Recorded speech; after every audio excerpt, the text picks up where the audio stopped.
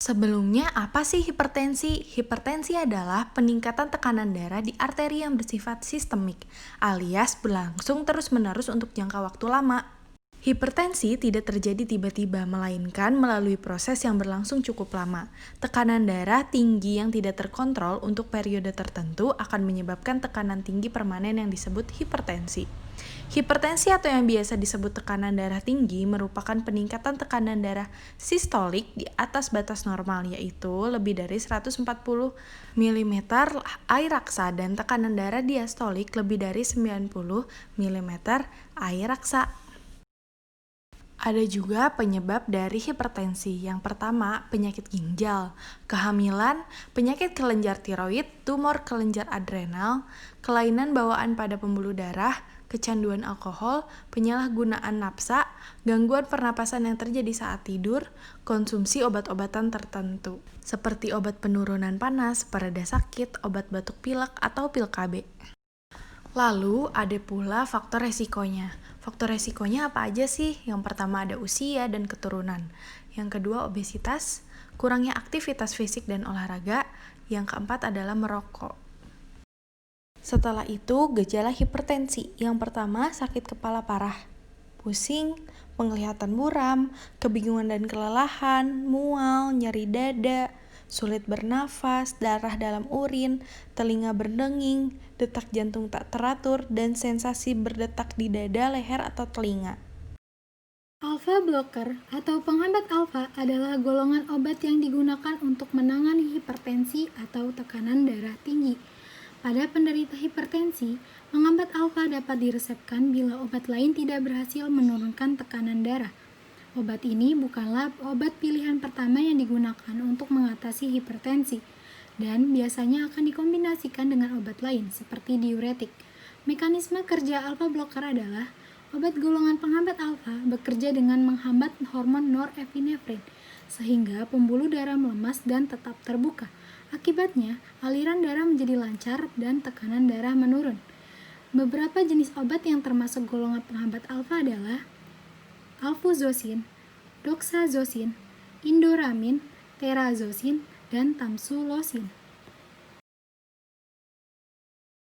Saya, Gina Renovic, akan menjelaskan tentang mekanisme kerja obat antihipertensi golongan AC inhibitor.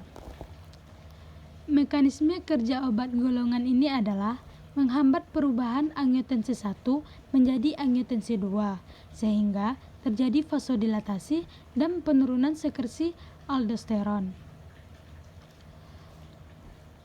Awalnya, renin yang dihasilkan oleh ginjal mengaktifkan angiotensinogen menjadi angiotensin 1 yang bersifat vasokonstriktor lemah. Kemudian, angiotensin 1 dengan bantuan AC tersebut mengaktifkan angiotensin 2 sehingga sifatnya menjadi vasokonstriktor kuat yang merangsang kelenjar adrenal untuk melepaskan aldosteron dan akan merangsang tubulus ginjal untuk menahan lebih banyak ion Na+, sehingga volumenya lebih besar dan meningkatkan tekanan darah.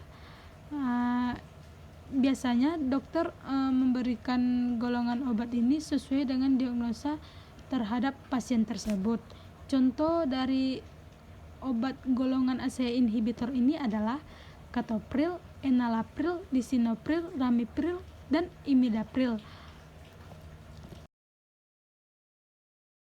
Baiklah, selanjutnya saya akan menjelaskan tentang mekanisme reaksi obat golongan diuretik.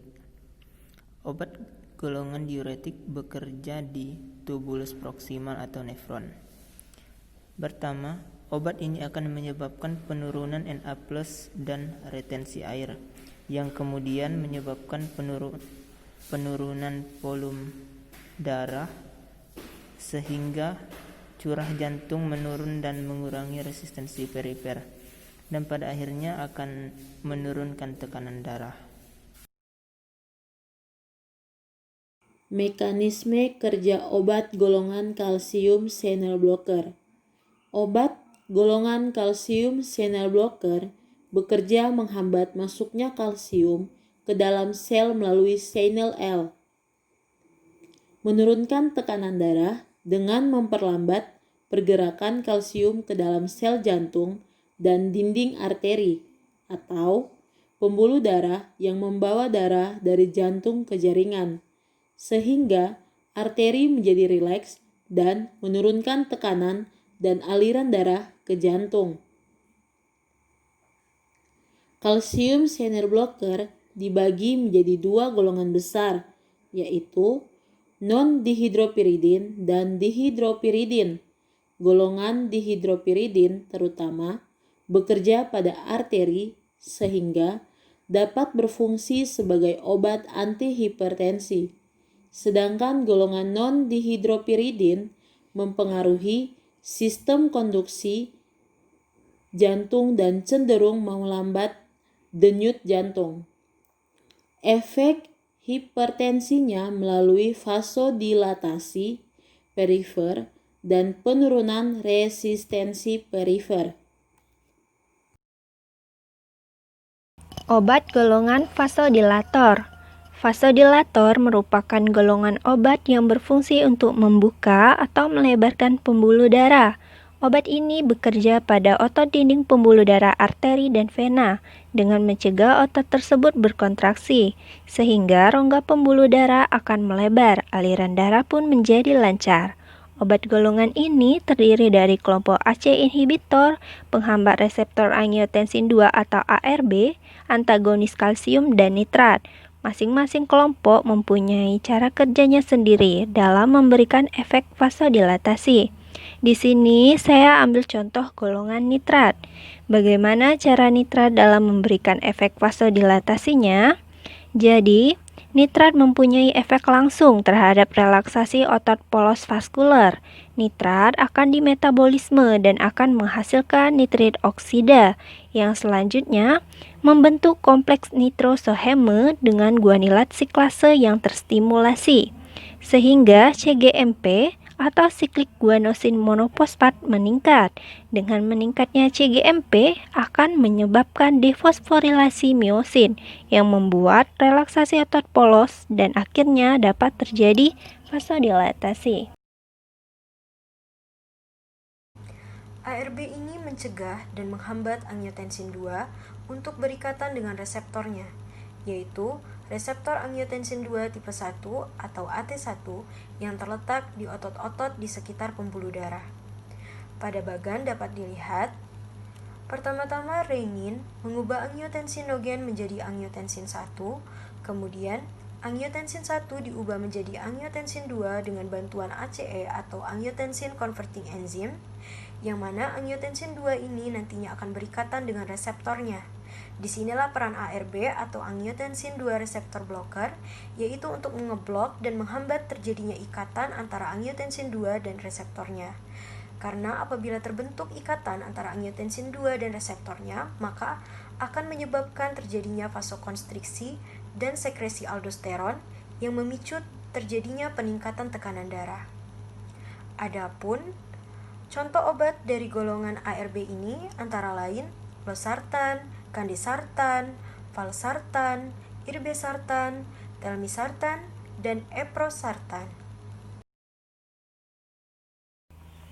Obat golongan vasodilator.